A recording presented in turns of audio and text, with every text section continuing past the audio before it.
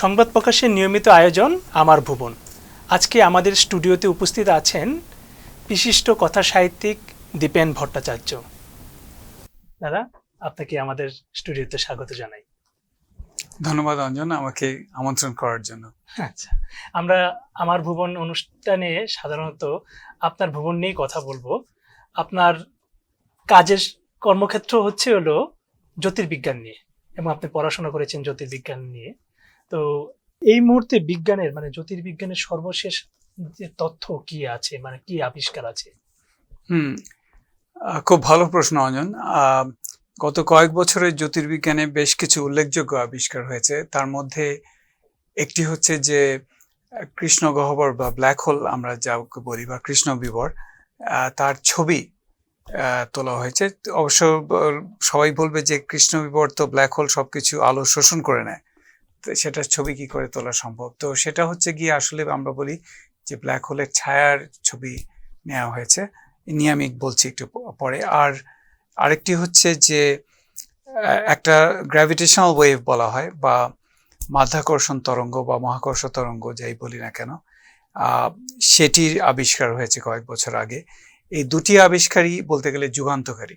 আচ্ছা আচ্ছা আচ্ছা, এবং খুব সংক্ষেপে আমি যদি বলি, সেটা হচ্ছে যে যেটা ব্ল্যাক হোল বা কৃষ্ণ গহ্বরের যে ছবি আমরা পেয়েছি, এটা দুটো জায়গার ছবি নেওয়া হয়েছে। একটি হচ্ছে বহু দূরের একটি গ্যালাক্সি, যার থেকে আলো আসতে হয়তো 5 কোটি বছরের উপর সময় লেগে যায়। সেই গ্যালাক্সির মধ্যে একটি অতিকায় কৃষ্ণ গহ্বর আছে, যেখানে হয়তো প্রায় 600 কোটি সূর্যের সমান ভর সেই ব্ল্যাক হোলটির। তার আশেপাশের অঞ্চল থেকে সে বস্তুসমূহ সেখানে পড়ছে, এবং সেখান থেকে যে আলোটা বেরোচ্ছে তার ভেতর থেকে আলোটা আমি পাচ্ছি না, কিন্তু তার আশেপাশের অঞ্চল থেকে আলোটা পাচ্ছি, এবং সেটি বলতে গেলে একটি ছায়ার সৃষ্টি করে, তো একটি কালো অংশ। তো বিজ্ঞানীরা সেটার একটি ছবি কয়েক বছর আগে নিয়েছেন। আর এবছর ওনারা আমাদের গ্যালাক্সির কেন্দ্রে একটি অতিকায় ব্ল্যাক হোল বা কৃষ্ণ গহ্বর আছে। অত বড় ব্ল্যাক হোল না যেটা আগের গ্যালাক্সির মধ্যে আছে, তাহলেও এটি প্রায় 40 লক্ষ সৌরভর। 40 লক্ষটা সূর্যকে এক করলে যেটা হয়, ওটা ছিল 600 কোটি, আর এটা 40 লক্ষ। এটা কম, কিন্তু এটা আমাদের কাছাকাছি। কাছাকাছি বলতে এখান থেকে আলো আসতে প্রায় 27,000 বছর লাগে। তো সেটির ছবি এই কয়েক সপ্তাহ আগে তারা অ্যাকচুয়ালি বের করেছেন। দুটি বেশ যুগান্তকারী আবিষ্কার, নোবেল পুরস্কার পাওয়ার মতো আবিষ্কার। আরেকটি জিনিস হচ্ছে যে কয়েক বছর আগে বিজ্ঞানীরা মাধ্যাকর্ষণ তরঙ্গ বা মহাকর্ষ তরঙ্গ আবিষ্কার করেছেন। জিনিসটা কি? সেটা হলো যে যখন দুটি ব্ল্যাক হোল বা কৃষ্ণ গহ্বর একে অপরের সঙ্গে মিলিত হয় ঘুরতে ঘুরতে, সেই যে সংঘর্ষ হয়, সেই সংঘর্ষ এতই বিশাল যে সেটি আমরা যেটাকে বলি স্পেস টাইম কন্টিনিউম বা স্থানকালের মাত্রাকে, চাদরকে ওঠানামা করায়। আমি একটু সহজে বলতে গেলে এটা এরকম ব্যাপার।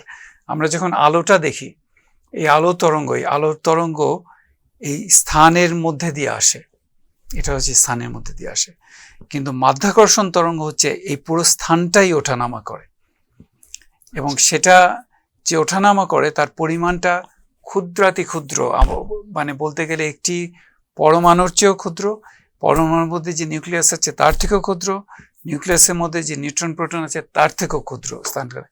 কিন্তু আমরা এরকম ভাবে যন্ত্র সৃষ্টি করতে পেরেছি যেটা সেই ক্ষুদ্র স্থানকালের যে বিচ্যুতি সেটা ধরতে পারে। দুটোই বেশ যুগান্তকারী আবিষ্কার বলা যায়।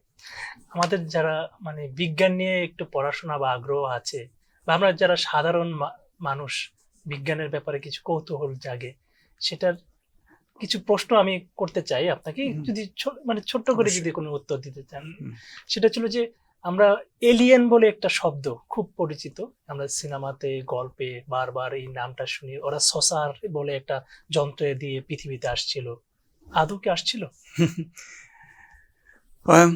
আমরা সবাই চাই যে এলিয়েন আমরা দেখবো বা আবিষ্কার করবো ইত্যাদি। তো জ্যোতির্বিদরা এই মুহূর্তে, আমি আসছি এইটার উত্তরে আসছি একটু পরেই, এই মুহূর্তে তারা মহাবিশ্বকে মূলত বেতার তরঙ্গে স্ক্যান করছে। যদি কোথাও এলিয়েন থেকে থাকে, আমাদের মতো উন্নত সভ্যতা বা আমাদের থেকে আরো উন্নত সভ্যতা, যারা সংকেত পাঠাচ্ছে সারা মহাবিশ্বে যে আমরা আছি, এখানে তাদের অস্তিত্বের সংকেত। সেটা গত প্রায় 30-40 বছর ধরে আমরা খুব সূক্ষ্মভাবে পর্যবেক্ষণ করে যাচ্ছি রেডিও তরঙ্গের প্রতিটি ফ্রিকোয়েন্সিতে, প্রতিটি কম্পাঙ্কে, কিন্তু আমরা এখন পর্যন্ত কিছু পাইনি। তো এখন জিনিসটা হলো যে আমরা যদি মহাবিশ্বের যদি প্রাণ মানে একটা প্রাকৃতিক উপায় সৃষ্টি হয়ে থাকে পৃথিবীতে, তাহলে এটার সম্ভাবনা আছে অন্যান্য পৃথিবীর মতো গ্রহে এটার হবার, কিন্তু এটা বেশ কিছু ফিল্টার পার হয়ে আসতে হয়। আমি হয়তো একটু মানে এই প্রশ্ন উত্তর দিতে গিয়ে আমি একটু পিছনে যাচ্ছি, এই কারণে আমি বলি ফিল্টারটা কি। ফিল্টার হচ্ছে এটাই যে পৃথিবী সৃষ্টি হয়েছে আজকে থেকে 450 কোটি বছর আগে, 4.5 বিলিয়ন বছর আগে। তারপরে প্রাণ কিন্তু খুব দ্রুত সৃষ্টি হয়েছে 50 কোটি বছরের মধ্যেই। 450 কোটি বছর আগে সৃষ্টি হচ্ছে প্রাণ, সৃষ্টি হচ্ছে 50 কোটি বছরের মধ্যে। কি ধরনের প্রাণ? এককোষী প্রাণ, ব্যাকটেরিয়া জাতীয়, কিন্তু তার মধ্যে কোনো নিউক্লিয়াস ছিল না। তার মানে হচ্ছে আমরা যদি বিবর্তনবাদের কথা বলি তাহলে খুব সহজেই সেখান থেকে বিবর্তনে আমাদের মতো জিনিসে মানে প্রাণের সৃষ্টির কথা, কিন্তু তা হলো না। তারপরে প্রায় 100-150 কোটি বছর লাগলো বা তার থেকেও বেশি নিউক্লিয়াস সম্পন্ন কোষ সৃষ্টি করতে, এককোষী কিন্তু নিউক্লিয়াস করতে এত বছর লাগলো। তারপরে আরো 150 কোটি বছর বা 100 কোটি বছর পরে এই ধরনের বহুকোষী প্রাণীর আবির্ভাব হলো। তারপরে আমরা জানি ডাইনোসরের আবির্ভাব হয়েছে। ডাইনোসর 15 কোটি বছর ছিল পৃথিবীর বুকে। আমাদের মানুষের মতো মানে দ্বিপদী প্রাণীর আবির্ভাব হচ্ছে মাত্র 2 লক্ষ বছর, আর সভ্যতার হতে পারে 30,000 বছর। কাজেই যদি আমি পৃথিবীর ইতিহাসটা দেখে থাকি, মানুষের যে স্থায়িত্বকাল এটার মধ্যে খুব অল্প, ডাইনোসরের স্থায়িত্বকাল অনেক বেশি, ব্যাকটেরিয়া জাতীয় স্থায়িত্বকাল আরো বেশি। কাজে আমি যদি একটা এলিয়ান পৃথিবীর কথা চিন্তা করি, আমি যদি সেখানে যান পাঠাই, তাহলে আমি ব্যাকটেরিয়া জাতীয় প্রাণী সাক্ষাতের পাবো, তারপরে ডাইনোসর জাতীয় প্রাণী সাক্ষাৎ পাবো। মানুষের মতো প্রাণী সাক্ষাতের সম্ভাবনা খুবই কম। এটা হলো 1 নম্বর কথা। আচ্ছা, তার মধ্যেও যদি থেকে থাকে মানুষ, যেটা হবে যে আমাদের গ্যালাক্সির কথাই ভাবো, আমাদের গ্যালাক্সির এক প্রান্ত থেকে আরেক প্রান্ত যেতে 1 লক্ষ বছর লেগে যায় আলোর গতিবেগে চললে।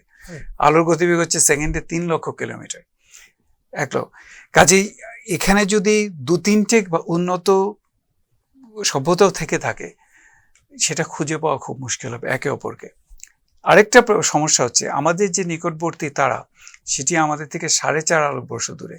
আলোর গতিবেগে চললেও আমার 4.5 বছর লাগবে। আমাদের যে বর্তমান যে কারিগরি বিদ্যা আছে, আমরা যে রকেট ইঞ্জিন তৈরি করি, রকেট ইঞ্জিন সেকেন্ডে 10, 12, 15 কিলোমিটারের বেশি যেতে পারে না। সেই গতিবেগে চললে আমাদের নিকটবর্তী তারায় যেতে 60,000, 70,000 বছর লাগবে। আচ্ছা, শুধু তাই না, যে জ্বালানি আমরা ব্যবহার করি সেই জ্বালানিতে তো হবেই না, আমাদের সৌরজগতের সমস্ত জ্বালানিও যদি আমি ব্যবহার করি, সেই রকেট পৌঁছাতে পারবে না, সেই জ্বালানিও ক্ষয় হয়ে যাবে। কাজেই আমাকে এমন একটা প্রযুক্তি আবিষ্কার করতে হবে যেটা আমাকে নিকটবর্তী, শুধু নিকটবর্তী তারার কথা আমি বলছি, আমি খেয়াল আছে আমি বলেছি 7,000 আলোকবর্ষ দূরে হচ্ছে গ্যালাক্সির কেন্দ্র, আমার নিকটবর্তী তারা হচ্ছে 4.5 আলোকবর্ষ। কাজেই আমার কাছে কোনো ধরনের কারিগরি বিদ্যা নেই যাতে আমি অন্য নক্ষত্রে যেতে পারি। কাজেই আমাকে ধরে নিতে হবে আমাদের যে ধরনের কারিগরি যে ঘাটতি, অন্য একটি উন্নত সভ্যতার ক্ষেত্রেও সেরকম থাকবে, তাদের আরো উন্নত জিনিস বার করতে হবে। আমি কেন এই কথাটা বলছি, তার মানে হচ্ছে যে আমাদের কাছে এলিয়েনরা ওই একটা চাকতি নিয়ে আসবে তা দিয়ে হবে না, তাদের মানে কারিগরি জিনিস এতই উন্নত হবে যে এই চাকতি দিয়ে চলবে না। ব্যাপারটা হচ্ছে এটা, আমাদের চাকতির আইডিয়াটা খুব প্রিমিটিভ। কাজেই আমি কি এইসব কি ছবিতে দেখানো হচ্ছে তাতে কি আমি বিশ্বাস করছি? মানে এটা খুব কঠিন আমার জন্য বিশ্বাস করা যে বহু দূরের একটি তারা থেকে যে এলিয়েনরা আসবে, তাদের মানে যে টেকনোলজি সেটা এত উন্নত হবে যে একটা সাধারণ চাকতি মাঝে মধ্যে আমাদের ছবিতে ধরা পড়বে এমন না। এবং খেয়াল করে দেখবে এই কোনো ছবি স্পষ্ট না, এটা ইংরেজি ভাষায় যেটা বলে গ্রেইনি, যে রেজলিউশন ভালো না, মানে তারা যদি দেখাই দিতে চায় তাহলে আমার কাছে এই সাধারণ আইফোনও খুব ভালো ছবি তুলতে পারে সেটা, কিন্তু আমি সেরকম কখনোই দেখছি না। তারা কি আগে এসেছিল পৃথিবীতে? এখন এই প্রশ্ন চাই, কেন আগে এসেছিল? তাদের যুক্তি কি? যারা বলে যে তারা আগে এসেছিল, যে পিরামিডের তৈরি করার যে কারিগরি বিদ্যা ছিল না, দিল্লিতে একটি স্তম্ভ আছে, অশোক স্তম্ভ বলা হয়, তাতে জং ধরে না। অ্যাপারেন্টলি প্রথমে বলা হয়েছে যে এই ধরনের টেকনোলজি সময় ছিল না। অথবা মায়া বা স্টেক সভ্যতা যে ধরনের পিরামিড করেছে সেগুলো তাদের পক্ষে সম্ভব ছিল না। তো এখানে একটা প্রশ্ন হচ্ছে, আমি যদি খুব উন্নত সভ্যতার অধিকারী হই, আমি আরেকটা গ্রহে গেলাম, গ্রহে যেয়ে দেখলাম যে সেখানে মিশরীয়রা, তাদের ফারাও রাজা আছে কিংবা সম্রাট আছে কোথাও, আমার কাজ কি হবে? আমি তখন এরা একটা পিরামিড তৈরি করতে চায়, আমি এদের একটা পিরামিড বানিয়ে দিই, তবে চলে যাবো। আমার কি উদ্দেশ্য সেটা হবে? কখনোই সেটা হবে না। আমি কোটি কোটি আলোকবর্ষ মানে মাইল পার হয়ে এখানে এসেছি। আমার যদি সম্ভব হয় আমি তাদেরকে মহাবিশ্বের সম্পর্কে জ্ঞান প্রদান করব। আমি রোগ শোক ব্যাধি থেকে কি করে আমি তাদেরকে পেনিসিলিন দেবো, আমি তাদেরকে চিকিৎসার পদ্ধতি দেবো, আমি তাদেরকে পিরামিড বানিয়ে সময় নষ্ট করতে দেব না। কারণ আমি আশা করছি যে যারা এত দূর যেতে পারে তারা, কারণ আমরাই কত উন্নত হয়েছে। আমরা যখন মঙ্গল গ্রহে যান পাঠাই, চাঁদে যান পাঠাই, আমরা চিন্তা করি যে আমাদের পৃথিবীর ব্যাকটেরিয়া যেন চাঁদে বা মঙ্গল গ্রহে যে বাসা না বাঁধে, তাহলে সেখানকার যে প্রাকৃতিক পরিবেশ সেটা নষ্ট হয়ে যাবে। আমরাই এত দূর উন্নত হয়েছি। আমরা বায়োডাইভার্সিটি নিয়ে চিন্তা করি, আমরা ক্লাইমেট চেঞ্জ নিয়ে চিন্তা করি। কাজে যে সভ্যতা এত উন্নত হয়েছে সে এসে পিরামিড, এই ফারাওয়ের মানে কি বলবো ইগো রক্ষার্থে বড় পিরামিড বানিয়ে সে সময় নষ্ট করবে না, এটি হলো বড় কথা। আচ্ছা, মানে চাঁদের প্রসঙ্গ যখন আসলো তখন একটা ব্যাপার আসে যে চাঁদে মানুষ গিয়েছে, এটা আমরা জানি, এবং মাঝে মধ্যে এটা নিয়ে আবার অনেকে বিতর্ক করে যে এই ফ্ল্যাগ টাঙানো হলো, এই এটা বাতাসে দুলছে, তো মানুষ চাঁদে যায়নি, এরকম একটা ধোঁয়াশার মধ্যে অনেক সময় বিতর্ক করে। আপনার ব্যাখ্যা কি? মানে চাঁদে গিয়েছে এবং এর পরে মনে হয় আরো কয়েকবার চাঁদে চন্দ্রাভিযান হয়েছে। চন্দ্রাভিযান হয়েছে 6বার, 6টি কাজে চাঁদে 12 জন মানুষ হেঁটেছে। তো 1969 থেকে 1972 পর্যন্ত 6বার। আরেকটি অভিযান অ্যাপোলো 13 যেটি যেতে পারেনি। এখানে তো আসলে বলার কিছু নেই, কারণ জিনিসটা হলো আমার কাছে এগুলো হচ্ছে কালক্ষেপ। এটা একেবারেই কালক্ষেপ। আমাদের অনেক বড় বড় জিনিস করার আছে। চাঁদে মানুষ গেছে, এটাকে পুনঃপ্রতিষ্ঠা করা এবং 2+2=4 এটাকে প্রতিষ্ঠা করা হচ্ছে একই জিনিস, এবং এই জন্য আমি কালক্ষেপ করি না। এই জন্য অনেক সময় যারা এটা বলে, এটা অবশ্য আমি বিজ্ঞান শিক্ষক হিসাবে এটা কর্তব্য অবশ্যই তাদেরকে কনভিন্স করানো যে চাঁদে মানুষ গেছে। আমি খালি এটুকুই বলবো যে নাসা যে চাঁদে মানুষ পাঠিয়েছে, তখন নাসায় সব মিলিয়ে এই যে ইঞ্জিন বানানো থেকে আরম্ভ করে 1 লক্ষ লোকের মতো কাজ করেছে। খালি যে যারা বিজ্ঞানী সরাসরি যে রকেট পাঠানো হয়েছে, যে মহাকাশযান পাঠানো হয়েছে তাদের সঙ্গে কথা বলেছে তা নয়, নানাভাবে যে রকেট যারা বানিয়েছে বা অন্যান্য কাজে সাহায্য করেছে প্রচুর হাজার হাজার লোক। কাজে এটা যদি ষড়যন্ত্র হয় তাহলে 1 লক্ষ লোক এটার সাথে জড়িত, এটা তো বোঝাই যাচ্ছে এটা সম্ভব নয়। আচ্ছা, তৃতীয় যে ব্যাপারটা হলো, আমি এই যে পতাকা ওড়ানোর ব্যাপারে যাচ্ছি না। পতাকা যে পতাকার ব্যাপারটা কি ছিল, মানে বাতাসে দুলছে, কারণ চাঁদে তো বাতাস থাকার কথা না, বাতাসে দোলার কোনো ব্যাপারই কিছু ছিল না। ছায়া পড়ছে দেখাচ্ছে যে এটা নাকি একটা মানে আর্টিফিশিয়াল, একটা স্টুডিওর মতো করে ওরা নাকি সাজিয়ে আমেরিকা তার শক্তিমত্তা প্রকাশ করেছিল। সেই সময় রাশিয়া এবং আমেরিকার মধ্যে একটা স্নায়ুযুদ্ধ চলছিল, এরকম একটা কথা আসে। এটা হচ্ছে কি জানো, এটা হচ্ছে হীনমন্যতার একটা প্রকাশ। আমরা যেটা করতে পারি না যখন অন্য কেউ করে, সেটাকে ভুল প্রমাণ করার জন্য, এটা একটা মনস্তাত্ত্বিক ব্যাপার। এই ব্যাপারটা কিন্তু এখনো আছে এটা, এবং এই জিনিসটা যে খালি আমাদের দেশে তা নয়, এটা কিন্তু মার্কিন দেশও আছে। মার্কিন দেশও একটি ব্যাপক অংশ কিন্তু বিশ্বাস করে না যে চাঁদে গিয়েছিল। এবং এটা সেই বারে বারে আমি হীনমন্যতার কথা বলি। আমরা যখন একটা কাজ করতে পারি না, যখন আরেকজন একটি কাজ করে, এটা প্রতিটি ক্ষেত্রে আছে, সাহিত্য ক্ষেত্র আছে, তুমি জানো, সেটাকে যদি সে ভুল প্রমাণ করতে পারে, বা যদি সে জানে ওটা হয়েছে কিন্তু মানুষের মধ্যে যদি এই ধারণাটা সে প্রতিষ্ঠা করতে পারে, তাহলে সে মনে করে যে সে তার একটা জীবনের একটা অস্তিত্বের একটা অর্থ আছে। এটা হলো আসল ব্যাপার। আমি এই জন্য ফ্ল্যাগের ব্যাপারেও যাচ্ছি না। আমি খালি এটুকুই বলবো যে প্রমাণের কথা হচ্ছে যে বর্তমানে চারদিকে কয়েকটি উপগ্রহ ঘুরছে, তারা ছবি নিচ্ছে যেখানে Apollo 11, Apollo 12, Apollo 14, Apollo 15, Apollo 16 যেখানে যে নেমেছিল সেই জায়গার ছবি এবং মডিউলের ছবি সরাসরি আছে, যেটা হচ্ছে সরাসরি প্রমাণ আছে। দ্বিতীয় হচ্ছে অ্যাপোলো 11, অ্যাপোলো 12 তারা চাঁদে যে একটি ওই আয়না রেখে এসেছিল, একটি বিশেষ আয়না, যেটা হচ্ছে পৃথিবী থেকে যদি লেজার যদি ছাড়া হয়, লেজারের আলো, সেটি ওই আয়নায় প্রতিফলিত হয়ে পৃথিবীতে ফিরে আসবে। আচ্ছা, এবং যার জন্য আমরা এখন জানি যে প্রতি বছর চাঁদ এবং 1 ইঞ্চি করে 2 সেন্টিমিটার মতন সরে যাচ্ছে আমাদের থেকে, এবং প্রতি বছর আমরা এই লেজার মারফত, কারণ লেজারটা যখন ফিরে আসে তখন একটু সময়ে একটু আলোর গতি বেগে যায়, ওই কত সময় পরে ফিরে আসছে সেটা থেকে আমরা জানতে পারি চাঁদ কত দূরত্বে আছে। এবং আমরা এটা প্রতি বছর, আমরা বলতে আমি বলছি জ্যোতির্বিদ্যার যে কমিউনিটি আছে তারা এটা মাপে। কাজে এসব মানে সাক্ষাৎ প্রমাণ আছে যে চাঁদে মানুষ গিয়েছিল, তারা এসব রেখে এসছে। কাজেই ওগুলো ছায়া বলো বা পতাকা বলো, এসব নিয়ে মানে এই জন্য আমি বলছি যে আমি বিস্তারিত আলোচনায় যাচ্ছি না, কিন্তু আমাদের কাছে সরাসরি প্রমাণ আছে যে চাঁদে মানুষ গিয়েছিল সেটা। আপনি নিজে একসময় নাসাতে গবেষক হিসেবে কাজ করেছিলেন, আপনার গবেষণার বিষয়টা কি ছিল? আমার গবেষণার বিষয় ছিল যাকে বলা হয় হাই এনার্জি অ্যাস্ট্রোফিজিক্স। সেটা হলো যে এটা মূলত আমি তো কাজ করেছি গামা রে জ্যোতির্বিদ্যা নিয়ে, এবং এটা হচ্ছে গিয়ে গামা রশ্মি হচ্ছে সবচেয়ে শক্তিশালী আলোক কণিকা। এই জিনিসটা কিন্তু আমাদের চিকিৎসা ক্ষেত্রে ব্যবহার করা হয়, যেমন PET scan, positron emission tomography.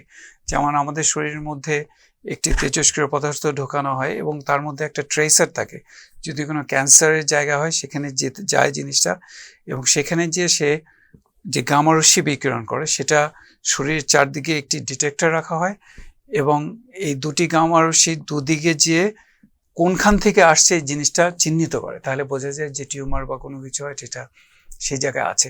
সেই একই ধরনের ডিটেক্টর আমরা ব্যবহার করি, কিন্তু আমরা ব্যবহার করি যেটা মহাশূন্য থেকে যে গামা রশ্মি আছে। কখন সেই গামা রশ্মি তৈরি হতে পারে, যেমন সূর্য যখন সোলার ফ্লেয়ার হয়, তার যে চৌম্বক ক্ষেত্র আছে সেই চৌম্বক ক্ষেত্র থেকে ব্যবহার করে উচ্চ শক্তি সম্পন্ন কণিকা সে তার চারদিকে ছড়িয়ে দেয়, তার সঙ্গে কিছু গামা রশ্মি আসে। এখানে আমি বলি কণিকার সঙ্গে রশ্মির তফাৎ কি। কণিকা হচ্ছে particle, material particle, electron, proton ইত্যাদি, আর গামা রে হচ্ছে কি ফোটন কণিকা। এটা যে আলো, এটা হচ্ছে ফোটন কণিকা। এই আলো আমরা দেখতে পাই, কিন্তু গামা রশ্মি আমরা দেখতে পাই না, কিন্তু দেখতে না, তার তরঙ্গ দৈর্ঘ্য খুব কম, এর তরঙ্গ দৈর্ঘ্য বেশি।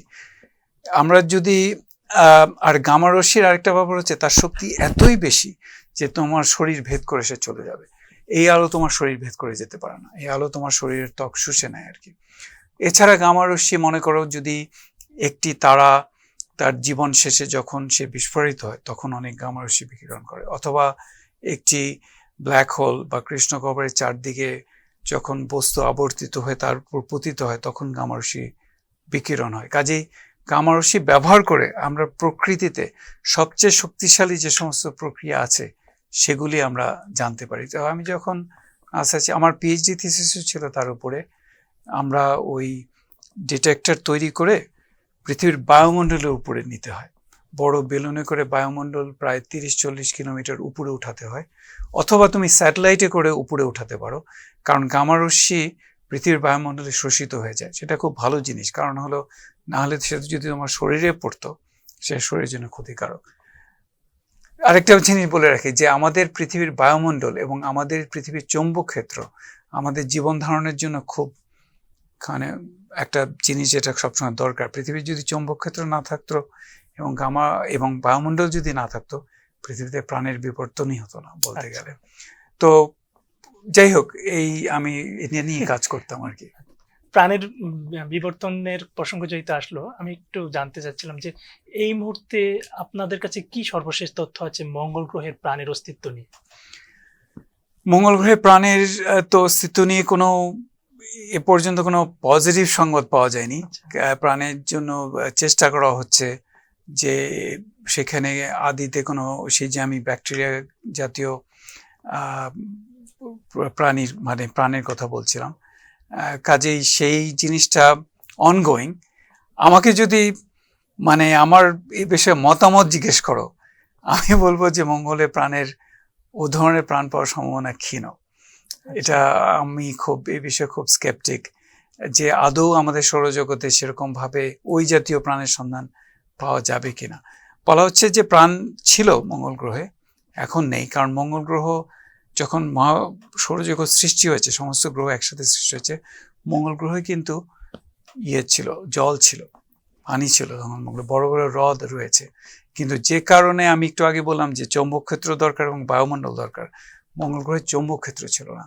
যদি চৌম্বক ক্ষেত্র না থাকে কোনো গ্রহের, তার বায়ুমণ্ডল ধীরে ধীরে হারিয়ে যায় সূর্যের কিরণের জন্য। সূর্যের যে আলট্রাভায়োলেট রশ্মি আছে সেটা বায়ুমণ্ডলের কণাকে ভেঙে দেয় এবং এই কণাগুলো হালকা হয়ে মানে উড়ে যেতে থাকে, মানে গ্রহের মাধ্যাকর্ষণ শক্তি এগুলোকে টেনে রাখতে পারে না। পৃথিবীর মাধ্যাকর্ষণ শক্তি এমন যে এটা মোটামুটি সূর্যের আলট্রাভায়োলেটের পৃথিবীর বায়ুমণ্ডলের কণা ভেঙে দিলেও সেটা মোটামুটি থাকে, কিছু হাইড্রোজেন হিলিয়াম চলে যায়। কিন্তু আমাদের যে চৌম্বকক্ষেত্র, সূর্যের অতিরিক্ত যে কণাগুলো আসে, খুব মানে শক্তিশালী কণা, সেগুলোকে সে ঢালের মতো আর কি, সেগুলোকে সে দূরে সরিয়ে দিতে পারে, কিন্তু মঙ্গল গ্রহ এটা পারেনি। এবং যার ফলে হয়েছে কি, মঙ্গল গ্রহের বায়ুমণ্ডল ধীরে ধীরে চলে গেছে এবং তাতে যদি কোনো আদিতে প্রাণ থেকেও থাকে সেগুলো নষ্ট হয়ে গেছে এই কারণে। আরেকটা প্রশ্ন, মানে এটা খুব সাধারণ মানুষের বলে যে পৃথিবী এত তার গতি, এত ঘূর্ণয়মান এবং যেই গতিতে ঘুরছে, কিন্তু আমরা মানুষ যারা আছি বা আমরা যারা প্রাণীরা বাস করি তারা ছিটকে পড়ে যাচ্ছি না। এই ব্যাপারটা কেন ঘটে? এটা খুব সহজে আমি বলি, যদি পৃথিবীর মাধ্যাকর্ষণ শক্তিকে এই মুহূর্তে আমি বন্ধ করে দিতাম, আমরা মুহূর্তে ছিটকে পড়ে যেতাম। মুহূর্তে আমরা সেকেন্ডে, এই মুহূর্তে 0.5 কিলোমিটার। পৃথিবীর দুটো গতি আছে, একটা গতি হচ্ছে কি আহ্নিক গতি বলা হয়, এরকম ভাবে সে ঘুরছে। এই যে গতিটা, ঢাকা শহরে গতিবেগ 0.4 কিলোমিটার মতো, অর্থাৎ প্রতি 2.5 সেকেন্ডে আমরা 1 কিলোমিটার ভ্রমণ করছি, তাই তো হবে বোধহয়। কিন্তু এটা আমরা বুঝতে পারছি না। আচ্ছা, আরেকটি গতি আছে, আমরা সূর্যের চারিদিকে প্রতি সেকেন্ডে 30 কিলোমিটার বেগে ভ্রমণ করছি, বার্ষিক গতি 30 কিলোমিটার বেগ। একটা হচ্ছে 0.5 কিলোমিটার মতো এটা। তো প্রথম প্রশ্নটা হচ্ছে যে আমরা কেন এই গতিবেগটা বুঝতে পারছি না। এটা সহজ উত্তর হচ্ছে পৃথিবীর মাধ্যাকর্ষণ শক্তি। যে মুহূর্তে আমি মাধ্যাকর্ষণ শক্তি বন্ধ করে দেব, সেই মুহূর্তেই আমি ছিটকে পড়বো। হ্যাঁ, তা এখন অনেকে বলতে পারে যে আমরা যখন একটা নাগরদোলায় চড়ি, নাগরদোলা তো ভীষণ জোরে ঘুরছে, আমরা অনুভব করছি যে আমরা ছিটকে পড়ছি। ছিটকে পড়ার কারণটা কি? এটাকে বলা হয় ইনার্শিয়াল ফোর্স। ইনার্শিয়াল ফোর্সটা আমি মানে বলতে গেলে অনেক কিছু বলতে হয়, কিন্তু দ্রুত বলি। একটা গাড়িতে যখন আমি ভ্রমণ করি এবং গাড়িটা বাঁ দিকে হঠাৎ করে ঘুরলো, তখন আমি অনুভব করেছি যে আমি দরজার ডান দিকে চলে যাচ্ছি। এটা কিন্তু কোনো বল নয়, আমার উপর কেউ বল প্রয়োগ করছে না। এটা হচ্ছে আমরা যারা নিউটনের প্রথম গতিসূত্র জানি, যে একটি বস্তু সরল রেখায় চলবে, যদি সরল রেখায় চলতে থাকে সরল রেখায় চলবে, যদি না তার উপর বল প্রয়োগ করা হয়। অথবা কোনো বস্তু যদি বসে থাকে, সে বসেই থাকবে যদি না তার উপর কোনো বল প্রয়োগ করা না হয়। কাজে আমি যখন গাড়িতে আছি, গাড়ি সমবেগে চলছে, আমার গতি হচ্ছে সামনে দিয়ে, গাড়ি হঠাৎ বাঁ দিকে চলো, আমি তো ওই গতিতে চলতে থাকবো, আমার দেহ। সেই জন্য আমার মনে হয় যে আমি ডান দিকে হলে পড়ছি, আমার বুকে বল প্রয়োগ করছে। আসলে তো কিছু নয়। সেইভাবেই আমি যদি এভাবে ঘুরতে থাকি, তাহলে আমি একটা, সবাই বলবো যে ছিটকে পড়াটাই তাই। এটা হলো ইনার্শিয়াল ফোর্স। আমার এটা বলে গতিজাড্য, বাংলায় বলা খুব সুন্দর একটি শব্দ, গতিজাড্য বা গতি জড়তা অন্যভাবে। আর দুটি শব্দ আমার খুব প্রিয়। সেই গতি জড়তার কারণে সে তার সামনে যাওয়ার কথা, কিন্তু যেতে পারছে না, তার কারণ হচ্ছে মাধ্যাকর্ষণ শক্তি। তুমি যদি নাগরদোলায় বসে থাকতে এবং নাগরদোলার মাঝখানে যদি একটা বিশাল আকর্ষণ শক্তি থাকতো, তাহলে তুমিও নাগরদোলা থেকে ছিটকে পড়াটা অনুভব করতে না, কারণ নাগরদোলা তো তাকে কেন্দ্রে টেনে রাখতো, এবং সেটাই মূল কারণ। আচ্ছা, আর কোনো কারণ না। এটা তাও অনেকের কাছে খুব কনফিউশনের কারণ। এটা বললেও হয়তো প্রথমবার বোঝা যাবে না। আমি যদি বলি মাধ্যাকর্ষণ শক্তি একমাত্র কারণ, এই না বোঝার ব্যাপারটাতে ছোট্ট করে একদম, মানে এটাও একটা বিষয় যে চন্দ্রগ্রহণ এবং সূর্যগ্রহণ, এটাকে নিয়েও মানুষের অনেক ধরনের মানে মনস্তাত্ত্বিক কিছু কাজ করে। একটা সময় তো মানুষ মনে করতো, আদিম মানুষেরা মনে করতো যে হয়তো কোনো অশুভ শক্তি চাঁদটাকে ঢেকে ফেলছে বা সূর্যটাকে ঢেকে ফেলছে। এখনো অনেক মানুষ চন্দ্রগ্রহণ বা সূর্যগ্রহণ হলে খাবার গ্রহণ করতে চায় না। তার পেছনে তাদের যুক্তি হচ্ছিল হয়তো এই গ্রহণের সময়টাতে হয়তো জীবাণু ছড়িয়ে থাকে পারে। এটার কি কোনো আদৌ কোনো বৈজ্ঞানিক ভিত্তি আছে? না, কথা বললেন নেই। এটা আমি জানি না, এটা নিয়ে আমি কি বিশেষ কিছু বলতে পারবো কিনা। আমি খালি এটুকুই বলছি যে চন্দ্রগ্রহণ হচ্ছে যখন পৃথিবীর ছায়া মানে চাঁদের উপর পড়ে, আর সূর্যগ্রহণ হচ্ছে যখন চাঁদের ছায়া পৃথিবীর উপর পড়ে।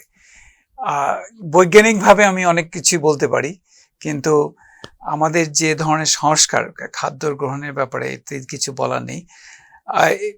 শুধু এটুকুই আমি বলতে পারি যে চন্দ্রগ্রহণ বা সূর্যগ্রহণের সময় অনেকে বলে যে জোয়ার ভাটার একটা ব্যাপার আছে, কিন্তু সেটা খালি যে গ্রহণের সময় তা নয়, প্রতি পূর্ণিমা এবং প্রতি অমাবস্যায় জোয়ার ভাটার একটা ব্যাপার থাকে আর কি। সেটা চন্দ্রগ্রহণ সূর্যগ্রহণের সময় যেরকম সত্যি, প্রতিটি পূর্ণিমা প্রতিটি অমাবস্যার জন্য সেটা সত্যি। আসলে তো প্রতিটি পূর্ণিমার সময় চন্দ্রগ্রহণ হওয়ার কথা এবং প্রতিটি অমাবস্যার সময় সূর্যগ্রহণ হওয়ার কথা, কারণ অমাবস্যার সময় চাঁদ পৃথিবী আর সূর্যের মাঝখানে থাকে, পূর্ণিমার সময় পৃথিবী সূর্য আর চাঁদের মাঝখানে থাকে, তাই না? কিন্তু এটা না হওয়ার কারণ হচ্ছে তারা একই সরলরেখা থাকে না, চাঁদ একটু ওই ওঠানামা উপর নিচ থাকে এই তল থেকে। কাজেই এটি একটি প্রাকৃতিক জিনিস, এবং যদি না খেতে হয় আমি তাদেরকে বলবো যে তাহলে আপনারা প্রতি অমাবস্যা খাবেন না, প্রতি পূর্ণিমাতেও খাবেন না, একই ব্যাপার। কাজে ওই ছায়া একটু পড়লো কি না পড়লো তাতে কিছু এসে যাবে না। এবং আপনার একটা খুব সুন্দর একটা কাজ আছে বাংলাদেশের ভূতত্ত্ব নিয়ে, বঙ্গীয় বদ্বীপের অতীত ও ভবিষ্যৎ। এখানে আপনি হিমালয় মানে কিভাবে সৃষ্টি হলো এবং হিমালয়কে ধরে এই যে আমাদের বঙ্গীয় বদ্বীপের যে প্লেটগুলো নিয়ে আপনি মানে খুব গবেষণামূলক একটা কাজ করেছেন। একটু যদি সংক্ষেপে বলেন যে আমাদের বঙ্গীয় বদ্বীপের এই মুহূর্তের বর্তমান এবং ভবিষ্যতের অবস্থাটা কি? ধন্যবাদ অঞ্জন। আমি প্রথমে বলে রাখি, আসলে আমার গবেষণামূলক কাজ সেরকম নয়, কিছুটা আছে, কিন্তু এটা মূলত অন্যদের কাজকে সংশ্লেষণ করেই করা। কারণ আমি তো ভূতত্ত্ববিদ নই, আমি জ্যোতির্বিদ। তুমি জানো আমি একটি সংগঠনের সাথে কাজ করি, নাম হচ্ছে বাংলাদেশ এনভায়রনমেন্ট নেটওয়ার্ক। বাংলাদেশ পরিবেশ আন্দোলন এর সাথে যুক্তভাবে আমরা কিছু সম্মেলন করি প্রতি বছর ঢাকাতেই আসলে। তো সেখানে কাজ করতে গিয়ে আমার মানে বন্যা এবং বঙ্গীয় বদ্বীপের সৃষ্টি কিভাবে হলো সেটা নিয়ে আগ্রহ জন্মায়, এবং এখানে অনেক গবেষণামূলক অনেক প্রবন্ধ অনেকেই লিখেছেন, কিন্তু বাংলায় এটার কোনো সংশ্লেষণ হয়নি সবকিছু মিলিয়ে। এবং বাংলাদেশের যে অবস্থান, আমরা যে ডেল্টার উপর আছি, এটার ইতিহাস খুব ইন্টারেস্টিং ইতিহাস। প্রথমত বলতে গেলে যে আজকে থেকে মনে করো 50 মিলিয়ন বছর আগে বা 5 কোটি বছর আগে যে ভারতীয় যে উপমহাদেশের টেকটনিক প্লেট, সেটা আফ্রিকার সঙ্গে যুক্ত ছিল। অস্ট্রেলিয়া এটা ভাসতে ভাসতে এসে প্রায় বলা যায় প্রায় 2 কোটি 3 কোটি বছর ধরে ভেসে এসে সে এশিয়া মহাদেশের সঙ্গে সংঘর্ষ করে। তখন কিন্তু আমরা যে এই যে আজকে ঢাকা শহরের উপর বসে আছি, এর কোনো অস্তিত্বই ছিল না। তো ক্রেটন বলা হয় বা টেকটনিক প্লেট এসে যখন ধাক্কা দেয়, আস্তে আস্তে হিমালয় উপরে উঠতে শুরু করে। হিমালয় যখন উপরে উঠতে শুরু করে তখন পৃথিবীর জলবায়ুর একটা ব্যাপক পরিবর্তন হয়, এবং হিমালয়ের এই যে মনসুন সাইকেল আমরা বলি, এই মনসুন সাইকেল শুরু হয়, এই যে মৌসুমী বায়ু, এই যে বৃষ্টি হচ্ছে এখন হয়ে যাচ্ছে, এবং এর ফলে হয় কি যে হিমালয় থেকে ধীরে ধীরে পলি, যেটা আমরা বলি, পলি তো আসলে কিছু না, পলি হচ্ছে পাথরের ক্ষয়িত অংশ। এই পাথরের ক্ষয়িত অংশ এসে ধীরে ধীরে এই তখনকার যে ভারত মহাসাগরে, এখন যেটা বঙ্গোপসাগর আর কি, সেখানে পড়া শুরু করে। এবং পড়া কোথায় শুরু করে? এখানে একটা জিনিস বলা হয় হিঞ্জ জোন। কোথায় হিঞ্জ জোনটা কি? যদি আমরা একটা লাইন ধরি, ভারতের বিহার থেকে রাজমহল পাহাড় থেকে আরম্ভ করে রাজশাহী পাবনা হয়ে টাঙ্গাইল হয়ে ময়মনসিংহ হয়ে এটা শিলং পাহাড়ে গেছে, এটা হচ্ছে গিয়ে অরিজিনাল যে ভারতীয় টেকটনিক প্লেটটা বলেছি সেটার আসলে। তো এই গঙ্গা এবং ব্রহ্মপুত্র দিয়ে হিমালয়ের ক্ষয়িত অংশ এসে পলি হিসাবে পড়া শুরু করে, এবং ধীরে ধীরে পড়তে পড়তে এই ডেল্টাটা সৃষ্টি করে। এই যে আমি ঢাকা শহরে বসে আছি 15 কিলোমিটার পলির উপরে, আচ্ছা 15 কিলোমিটার, অর্থাৎ আমাকে যদি যেই কন্টিনেন্টাল মানে ওশেনিক প্লেট যেটা বলে, ইন্ডিয়ান ওশেনিক প্লেট, সামুদ্রিক যে প্লেটে আমাকে 15 কিলোমিটার নিচে যেতে হবে, বরিশালে গেলে 20 কিলোমিটার নিচে যেতে হবে। কাজে বোঝাই যাচ্ছে যে কত পরিমাণ পলি পড়ে ধীরে ধীরে এটা আমাদের করতে হয়েছে। প্রতি বছর এখন পলির পরিমাণ মানে ওঠানামা করে, প্রতি বছর কয়েক মিলিমিটার করে পলি পড়ার কথা। তো কেন এটা ইন্টারেস্টিং? আমরা তো বন্যা নিয়ে কথা বলি, কিন্তু বন্যা হচ্ছে কি আসলে আমাদের বদ্বীপ গঠনের মূল চালিকা শক্তি বন্যা, এবং একটি বদ্বীপের বন্যা হতেই থাকবে। এটার মূল কারণ হচ্ছে, এবং বদ্বীপ কখনোই সমুদ্রপৃষ্ঠ থেকে উঁচু হতে পারবে না। এটা আমি বলছি কেন। পলি তো পড়লো, এবং পলি পড়ার পরে একটা অবনমন প্রক্রিয়া আছে, এটা বলে সাবসিডেন্স। এবং সাবসিডেন্স করার বিভিন্ন কারণ আছে। আমরা এখন শহরে যখন থাকি আমরা সাবসিডেন্স প্রক্রিয়া খুব ভালো করে জানি। আমি যদি ভূগর্ভস্থ অঞ্চল থেকে পানি উত্তোলন করি তাহলে মাটির দেবে যেতে থাকবে। আমরা জানি যে ঢাকা শহরের দেবে যাচ্ছে। আমরা আমাদের পানির জন্য ভূগর্ভস্থ অ্যাকুইফার বলি, সেটা থেকে পানি উত্তোলন করছি। অনেক সময় বিল্ডিং ভেঙে পড়ে, অনেক সময় জমি দেবে যায়। এটা হচ্ছে গিয়ে মানুষের কৃত প্রক্রিয়া, কিন্তু এছাড়াও প্রকৃতি জাতীয় প্রক্রিয়া আছে, অর্থাৎ পলি পড়তে পড়তে দাবতে থাকে, কারণ একটা লেয়ারের উপর একটা লেয়ার পড়লে পার হচ্ছে না।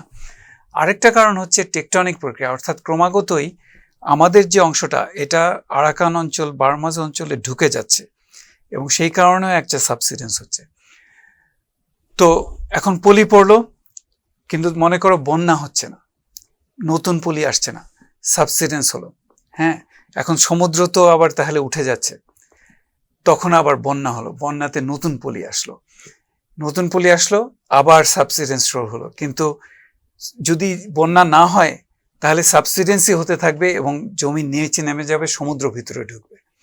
কাজেই আমি বলতে চাইছি যে এটা এমন একটা প্রক্রিয়া, আমি যদি বেশি জমি ফেলি তাহলে আর বন্যা হবে না ঠিকই, কিন্তু ওই সাবসিডেন্স হতে হতে এটা নিচে নামবে, আবার বন্যা হবে। মানে এটার থেকে বেরোবার কিন্তু কোনো উপায় নেই সেই অর্থে। এবং বন্যা প্রক্রিয়াটাই আমাদের এই ভূমিকে, যে আমরা বলি উর্বর করা বলো বা ইয়ে করা বলো, সেটার একটা প্রক্রিয়া। তো এটা গেল একটা কথা। আমার যেটা মূল উদ্দেশ্য ছিল যে কখন থেকে বঙ্গীয় বদ্বীপটা শুরু হলো স্পেসিফিকলি, এবং আমার এখন একটা ধারণা যে এটার সময় হচ্ছে গিয়ে আজকে থেকে 2 থেকে 2.5 কোটি বছর আগে।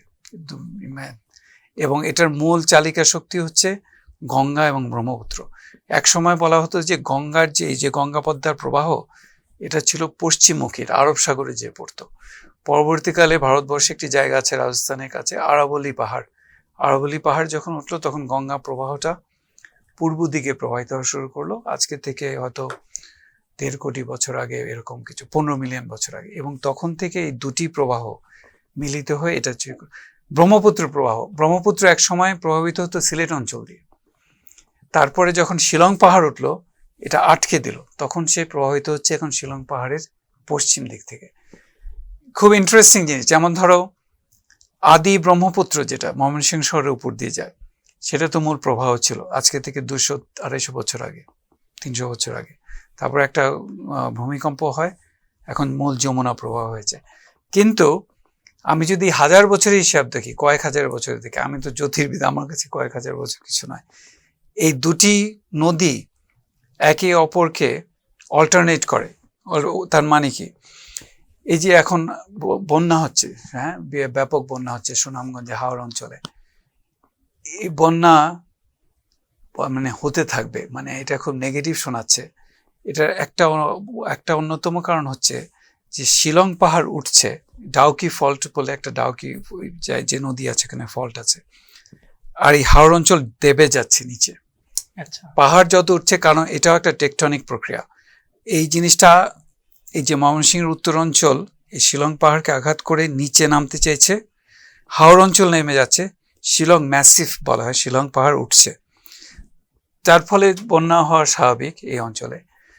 ব্রহ্মপুত্রের রোলটা কি এখানে? ব্রহ্মপুত্র রোল হচ্ছে যে এর আগে ব্রহ্মপুত্র পলি নিয়ে এসে এই হাওড় অঞ্চলে সরাসরি না হলেও কিছুটা নিচের অংশে সে পলি ফেলতো, কিন্তু এখন আর পলি ফেলছে না, এখন সব চলে যাচ্ছে যমুনা দিয়ে পলি। তার ফলে এই হাওড় অঞ্চল এবং এই পুরো নিচে সুরমা কুশিয়ারার অববাহিকা অঞ্চল নিচে দাবছে। কিন্তু ইভেনচুয়ালি মানে আমরা থাকবো না, ধীরে ধীরে আবার এই জল ব্রহ্মপুত্রে ফিরে আসবে, কারণ এই জিনিসটা নিচু হয়ে যাচ্ছে নদী, এবং আবার এসে পলি এখানে পড়তে থাকবে। আবার যখন এই অঞ্চলটা উঁচু হবে আবার এই স্রোত ফিরে যাবে যমুনায়। এটা আমাদের জানা কেন প্রয়োজন? কারণ হচ্ছে তুমি যদি বিস্তীর্ণ ডেল্টাটা দেখো, বরিশালে কেমন করে 20 কিলোমিটার পলি পড়লো, যশোরে কেমন করে 15 কিলোমিটার পলি পড়লো, কিংবা সিলেট অঞ্চলে নিচে পলি পড়লো। তো এখন তো তুমি প্রশ্ন করতে পারো আমি তো কোনো নদী, বড় নদী দেখছি না।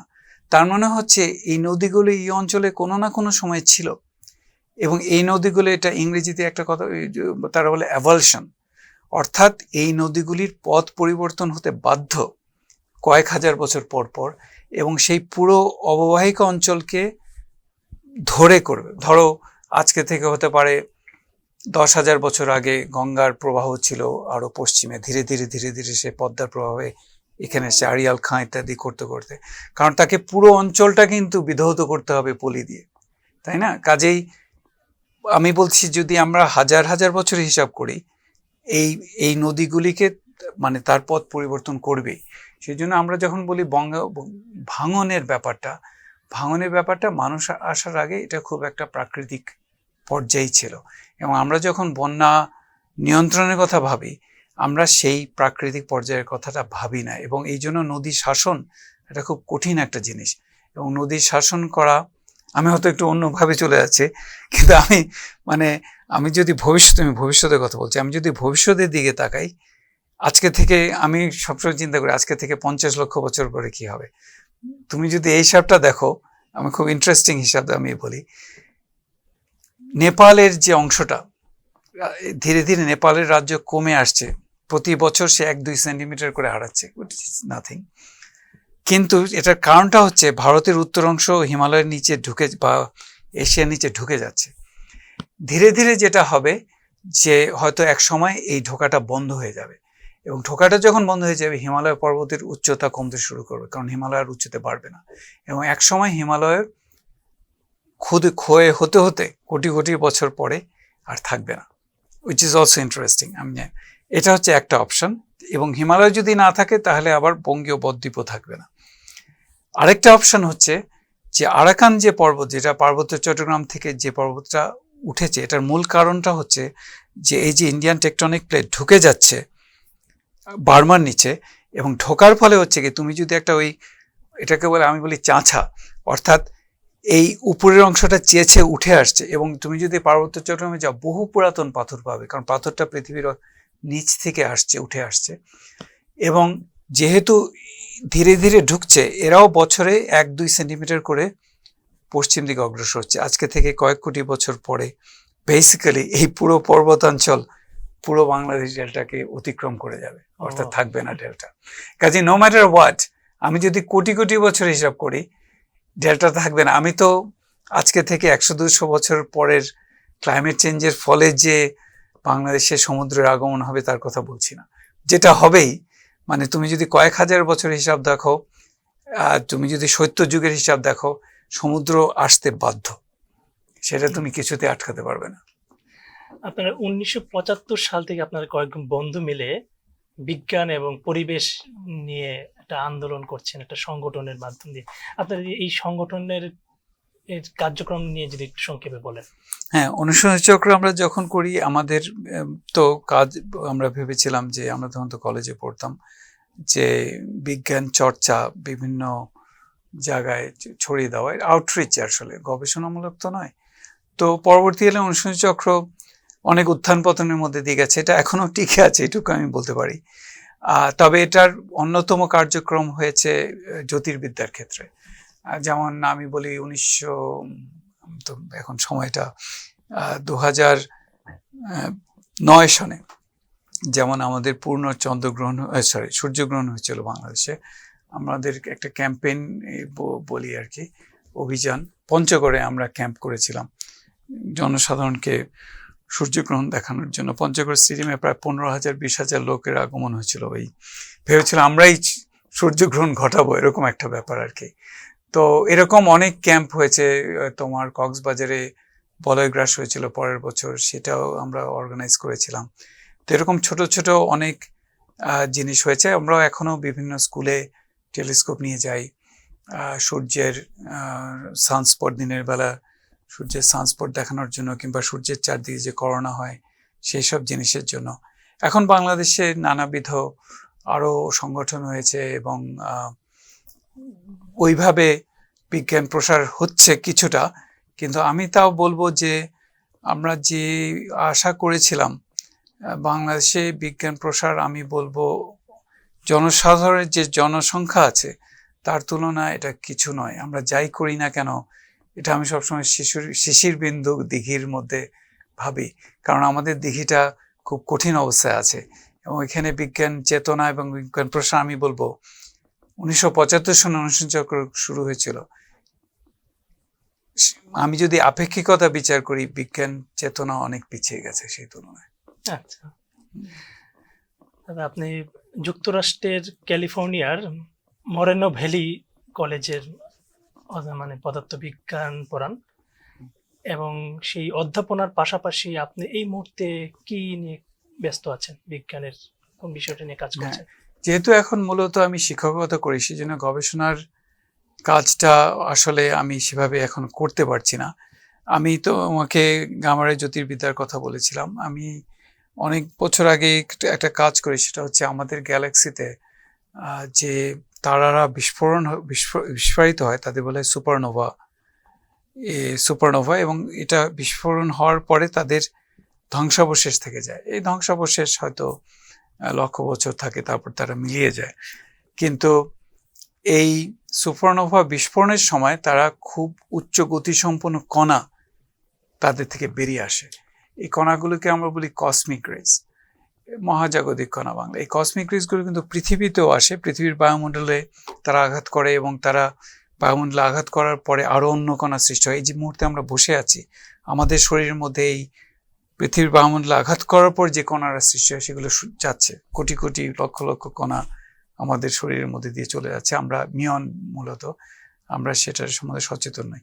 কিন্তু আমার কাজটা ছিল যে ওই সুপারনোভা রেমন্যান্টগুলি আমাদের গ্যালাক্সিতে কিভাবে ছড়িয়ে আছে, এবং সেটা ভিত্তি করে আমরা কসমিক রের মডেলিং করতে পারি কিনা। তো আমাদের কাজটা নিয়ে অনেকে পরবর্তীকালে কাজ করেছেন, নাসা এবং বিভিন্ন জায়গায় কাজ হয়েছে ওই মডেলটা ব্যবহার করে। তো এটা ছিল একটা কাজ। তো আমি সেটা নিয়ে এখন আর কাজ করছি না। এটা গামারের কাজটা বলছি না, এটা ভিন্ন ধরনের।